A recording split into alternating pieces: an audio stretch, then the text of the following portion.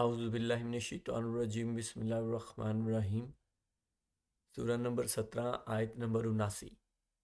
وَمِنَ اللَّيْلِ فَتَہَجَّدْ بِهِ نَافِلَةً لَكَ عَسَىٰ أَن يَبْعَثَكَ رَبُّكَ مَقَامًا مَحْمُودًا۔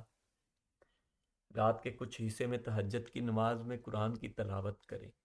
یہ زیادتی آپ کے لیے ہے۔ ان قریب آپ کا رب آپ کو مقام محمود میں کھڑا کرے گا۔ نبی پاک صلی اللہ علیہ وسلم کی شان میں جو آیات ہیں یا جو اللہ پاک نے قرآن پاک میں تعریف بیان کی ہے، اس کے بارے میں جو آیات ہیں وہ ہم ایک ایک کر کے کر رہے ہیں۔ اب آلموسٹ یہ کوئی 13ویں 14ویں شاید آیت ہے، اور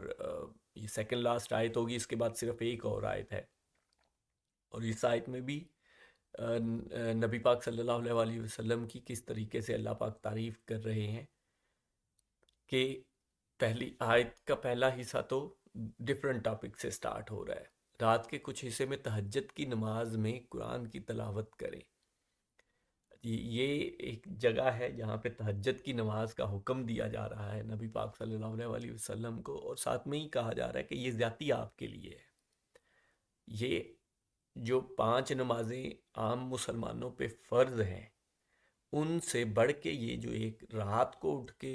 نماز ایک تہجد کی پڑھنی اور اس میں قرآن کی تلاوت کرنی، یہ نبی پاک صلی اللہ علیہ وسلم کے لیے ہے، جو کہ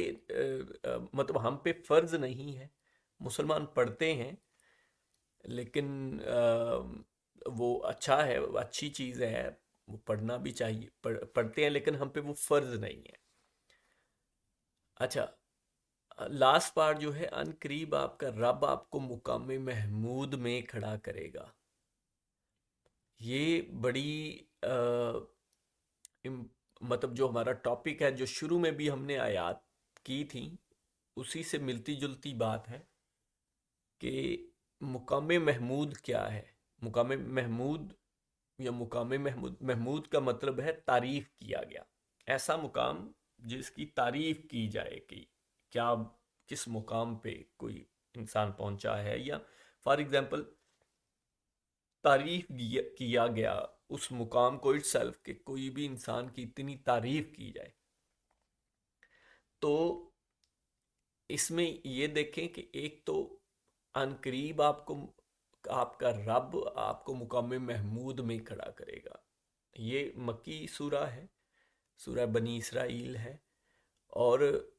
لیکن اس میں یہ دیکھیں کہ پہلے ہی ایک سارٹ آف پیشن گوئی کی جا رہی ہے، نبی پاک صلی اللہ علیہ وسلم کو کے لیے کو کہا جا رہا ہے۔ اس کی مطلب جو پہلی آیت ہے، یہ سورہ اسی آیت سے ہی شروع ہوتی ہے، کہ جو وہ معراج والی آیت جس کو ہم کہتے ہیں، کہ نبی پاک صلی اللہ علیہ وسلم کو ایک سفر کرایا گیا۔ تو یہ وہاں سے ہی تو یہاں بھی ان کو ایک سارٹ آف خوشخبری دی جا رہی ہے کہ آپ کو تعریف کیے گئے مقام تک، کیونکہ اس وقت تو جو قریش تھے وہ تو بہت ان کے خلاف کافی کچھ کر رہے تھے، تو ان کو ایک پیشن گوئی دی جا رہی ہے، اور آج دیکھیں اس کو ایز اٹ از۔ اور تب بھی ایون بعد میں جب نبی پاک صلی اللہ علیہ وسلم، جب پورا عرب کا علاقہ جو ہے وہ مسلمان ہو گیا، اور نبی پاک صلی اللہ علیہ وسلم کو اپنا رسول مان لیا، اللہ کے آخری رسول مان لیا، تو وہ تو پھر ایز اٹ از پوری ہو گئی۔ لیکن اس کا قیامت کے دن بھی اس کا مختلف احادیث میں آتا ہے، اور ایون اگر جو آپ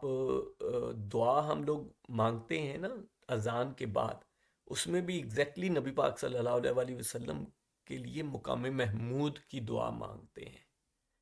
تو وہ یہاں سے ہی ہے، اسی آیت سے ہے۔ وہ اگر آپ کبھی دعا جو ہے نا اس کا ترجمہ پڑھیے گا، جو ہم ہر اذان کے بعد مانگتے ہیں، تو وہ اس میں بھی ہم مقام محمود کے لیے ہی دعا مانگتے ہیں، نبی پاک صلی اللہ علیہ وسلم کے لیے۔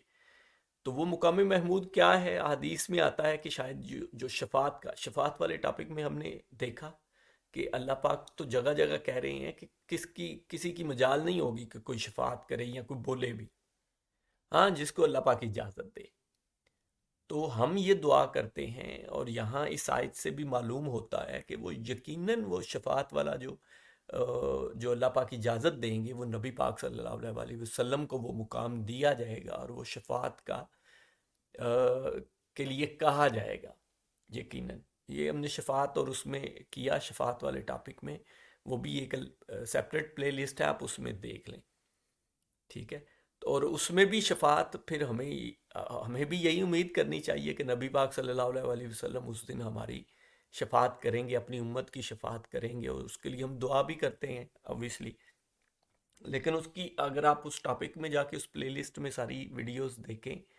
تو آپ کو ڈیٹیل سے پتہ لگے گا کہ وہ اس کے ساتھ بھی شرط ہے کہ وہ ساتھ میں اللہ پاک نے یہ کہا کہ میں جس کو اجازت دوں گا وہ شفاعت کر سکے گا، اور وہ بات بھی صحیح کرے گا۔ تو یہ میں بڑی ڈیٹیل سے اس کو کیا ہے کہ بات صحیح کرنے سے کیا مراد ہے، کہ ایسا نہیں ہے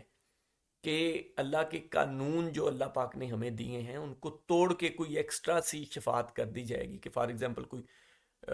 بالکل کالے کو سفید کر دیا جائے گا، بالکل گناہ گار ہے، اس نے لوگوں کے حق چھینے ہوئے ہیں، لوگوں کے ساتھ زیادتیاں کی ہوئی ہیں، تو ان کو بھی شفاعت ان کی بھی ہو جائے گی۔ بس وہ یہ ہے کہ جی وہ میلاد وغیرہ منا دیتے ہیں،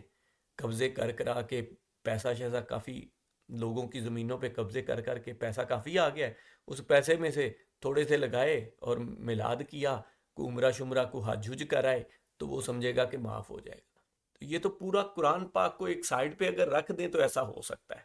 کیونکہ قرآن پاک میں تو اس سے بالکل دوسری، ہم اتنی ڈیٹیل سے آیات پڑھ رہے ہیں، قیامت والے ٹاپک میں پڑھی ہم نے، خاص کر کے قیامت والے، تو اللہ پاک تو وہاں کہتا ہے میں ایک ایک چیز کا حساب کروں گا، کسی کے ساتھ کوئی زیادتی نہیں کروں گا، ایک ایک چیز کا حساب کتاب کروں گا۔ تو اس کو بھی ہمیں ذہن میں، وہ تو سینکڑوں جگہوں پہ وہ والے احکامات ہیں، تو ان والے میں احکامات کو چھوڑ کے ایک اتنی سی آیت سے اتنا سا حکم مان کے کہ بھی سبھی معاف کر ہو جائیں گے اور جو مرضی کرتے پھر اس دنیا میں، تو پھر تو قیامت کی نہ ضرورت ہے، نہ ہی اس قرآن پاک کی ضرورت ہے، اور نہ ہی دین کی ضرورت ہے۔ اگر یہی ہو کہ جو نبی پاک صلی اللہ علیہ وسلم پہ ایمان لے آیا تو وہ تو سارے ہی معاف ہو جائیں گے، تو یہ تو کنسیپٹ ہی کچھ بنتا ہی نہیں ہے اس میں۔ تو پھر دین کا تو پھر جو لوگ بیچارے اس دنیا میں اتنی مشکل زندگی گزار رہے ہیں کیونکہ وہ حلال کی روزی کھانا چاہتے ہیں، کیونکہ وہ اللہ کے احکامات پہ عمل کرنا چاہتے ہیں، تو ان کے ساتھ کیا انصاف ہوگا کہ اگر جو زیادتیاں کر رہے ہیں ان کو بھی شفاعت کے تھرو معاف کر دیا جائے؟ نہیں، عقل تو یہ نہیں کہتی ایٹ لیسٹ، اور ایسا ہونا بھی نہیں چاہیے، اور اللہ پاک بھی یہ نہیں فرماتے قرآن پاک میں، آپ جگہ جگہ دیکھ لیں۔ ہاں شفاعت جو ہے کوئی چھوٹا موٹا کسی نے بیچارے نے کوشش کی پر نہیں ہوا، کچھ تھوڑی سی نیکیوں کی وجہ سے رہ گیا، کوئی اس طرح کی سچویشن، یا گناہ صغیرہ میں وہ کچھ چھوٹی موٹی کوتاہیاں ہوتی رہیں، کچھ اس کے اپنے ریلیٹڈ، کچھ کبھی نمازیں کچھ قضا ہو گئیں یا نہ پڑھ سکی، اس طرح کی چیزوں کے لیے تو یقیناً نبی پاک صلی اللہ علیہ وسلم شفاعت کریں گے ہماری، اور انشاءاللہ اللہ پاک بھی معاف کرنے والے ہیں، وہ بھی کریں گے۔ لیکن یہ نہیں ہے کہ کسی کو بالکل وہ جو مرضی اس دنیا میں وہ اس نے ظلم و ستم کیے ہوئے ہیں لوگوں پہ، بچیوں پہ، یتیموں پہ، بیواؤں پہ، ان کے حق چھینے ہوئے ہیں، اور وہ جی عید، کیونکہ وہ عید میلاد النبی بہت بڑے علماء اکرام کو اور بڑے نعت خوانوں کو بلا کے وہ کر لیتے ہیں، تو اس لیے جی وہ معاف کر دیے جائیں گے۔ نہیں، ایسا ہونا نہیں چاہیے۔ آپ خود بھی اس پہ غور کیجئے گا، خود بھی اس پہ سوچئے گا، کیا لاجک ایسا، کیا جو قرآن پاک میں احکامات ہیں، یا جو قیامت کا تصور اٹ سیلف ہے کہ اس میں انصاف کیا جائے گا اور ان لوگوں کو انصاف دیا جائے گا، وہ اس چیز، وہ یہ چیز اس کے ساتھ کلیش نہیں کرتی کیا؟ اس پہ ذرا غور و فکر کیجئے گا۔ جزاک اللہ خیر۔